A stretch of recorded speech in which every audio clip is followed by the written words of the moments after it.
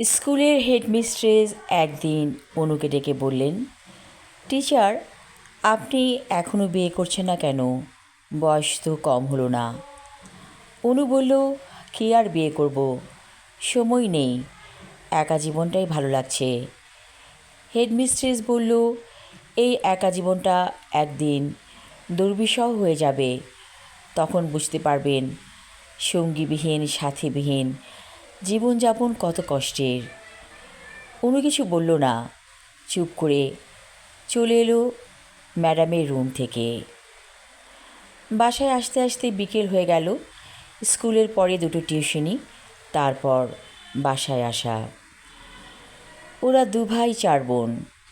ভাইয়ের বউ দুটো এখন আর অনুকে দেখতে পারে না, দেখলেই কেমন যেন ভাবভঙ্গি করে। সেদিন অনুর ছোটো ভাইয়ের বউ বলল, আপনাকে আর আমি কত রেঁধে খাওয়াবো, একটা ব্যবস্থা নিজেই করুন না কেন? অনু বলেছে, আমি তো টাকা দিয়ে খাচ্ছি, তোমাদের ঘাড়ে তো মাগনা বসে খাই না। মাগনা খান না, কিন্তু কাজগুলো তো আমাকেই দেখতে হয়, তাই না? অনু আর কিছু বলেনি, চুপচাপ রুমে চলে এসেছিল। অনেকবার পাত্রপক্ষ এসে দেখে গিয়েছিল অনুকে, কিন্তু কেউ পছন্দ করতো না। অনেক পরে জানা গিয়েছিল এর আসল কারণ। ওর এক ভাইয়ের বউ ওকে তাবিজ করেছিল, যার কারণে পাত্রপক্ষ চলে যেত। যখন তাবিজ কাটানো হলো, তখন অনেক বয়স বেড়ে গিয়েছে অনুর। এমনিতেই আর পাত্রপক্ষ আসে না। অনুর মাঝে মাঝে খুব মন খারাপ হয়, হয়তো কোনো একদিন তার ভাইয়ের বউকে কিছু বলেছিল, তাই বলে কি তাবিজ করতে হবে? এভাবে মানুষ মানুষের জীবন নষ্ট করতে পারে, এ কোন নিষ্ঠুরতা! যদি তার ভাইয়ের বউ রাগ হতো, কথা শুনিয়ে দিত, কিন্তু কথা না শুনিয়ে গোপনে তাবিজ করে এত বড় ক্ষতি করলো অনুর। এই কথাটা মাঝে মাঝে অনুর মনে পড়লে হু হু করে কাঁদে অনু। বিছানার বালিশ ভিজে যায় চোখের পানিতে। তারপর একসময় অনু বলে, থাক, আমি আর কোনো মানুষকে বিশ্বাস করব না, সবাই আমাকে ঠকিয়েছে, এভাবেই হয়তো চিরদিন ঠকে যেতেই হবে।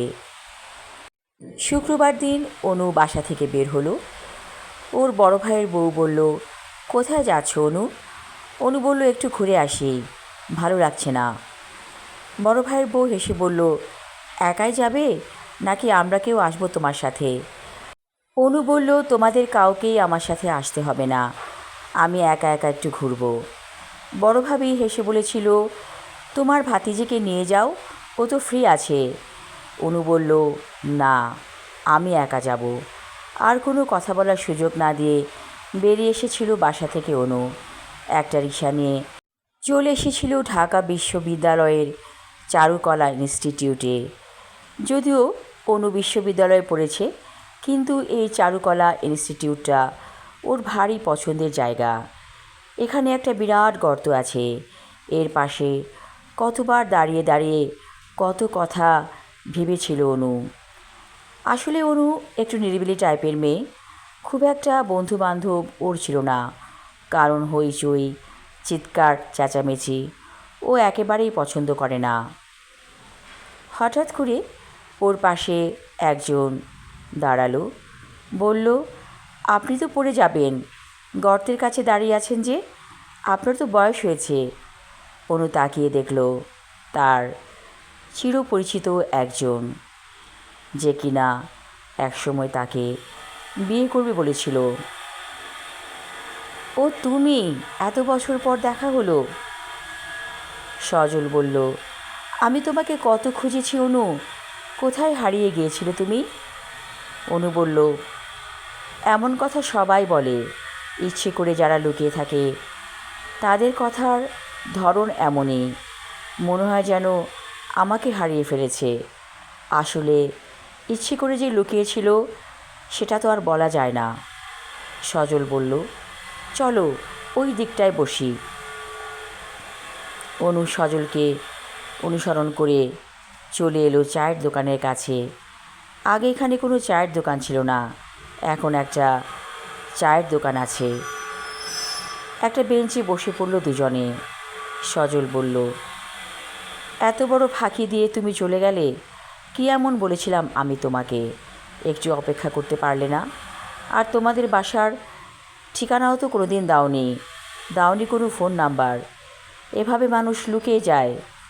অনু বলল, সজল, আর হ্যাংলামি করো না, অনেক হয়েছে। আমার জীবনটা নষ্ট হয়ে গেছে, এ নিয়ে আমি ভাবি না। তুমি তো ভালো আছো, তাই না? সজল বলল, ভালো আছি। মনে হয় তোমার কাছে? অনু বলল, ভালো থাকার তো কথাই, না থাকার তো কথা না।